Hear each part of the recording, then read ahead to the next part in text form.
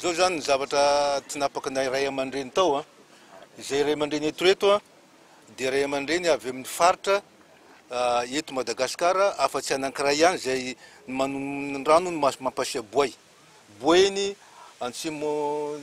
Vatovavy Fitovinany Antsimo Antsinanana Melaky Toliara Fianaratsoa Aloatra Mangoro zany eto reto ka ny Anosy Androy